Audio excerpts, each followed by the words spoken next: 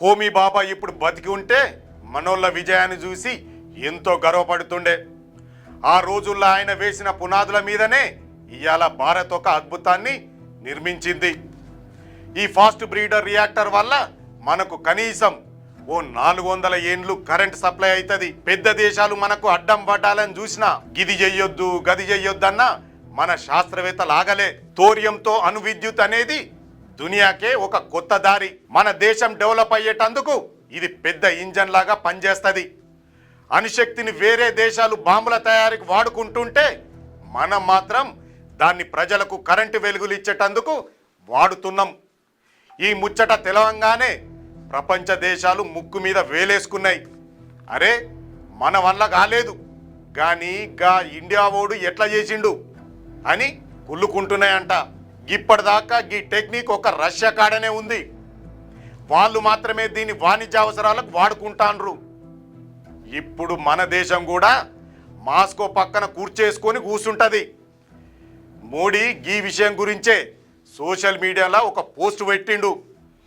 గిది మన దేశం గర్వించదగ్గ సమయం అంటూ గట్టిగానే చెప్పిండు. ఇంటర్నేషనల్ ఎనర్జీ ఏజెన్సీ వాళ్ళు కూడా మనల్ని మెచ్చుకోక తప్పలేదు.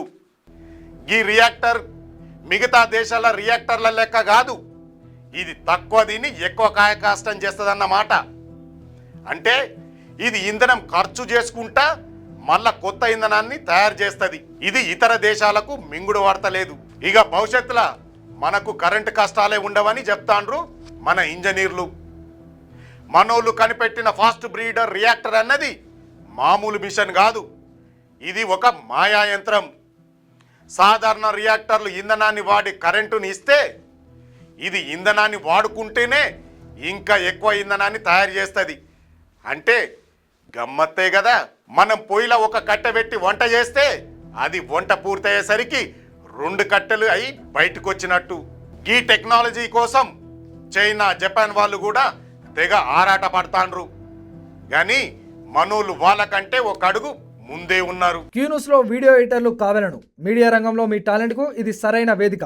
3 నుండి 4 సంవత్సరాల ఎక్స్పీరియన్స్ ఉండి Photoshop, Premiere Pro, After Effects లో నైపుణ్యం ఉన్నవారు కావాలను. ఫ్రెషర్స్ కూడా అవకాశాలున్నాయి. ఆసక్తి ఉన్నవారు వెంటనే సంప్రదించండి. 8143001981.